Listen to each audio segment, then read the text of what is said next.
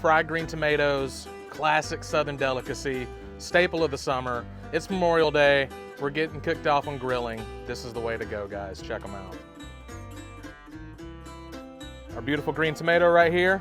I'm gonna go horizontal slices, about a 1/4 inch slice on each of these. All right, we'll dump the tomatoes in, let those marinate for about 20 to 30 minutes.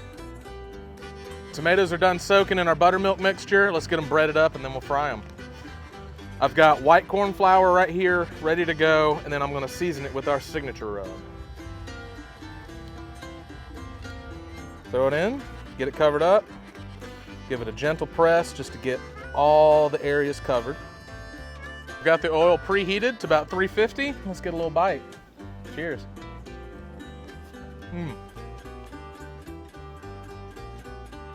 So good. Hands down one of the best fried green tomatoes I ever had, guys.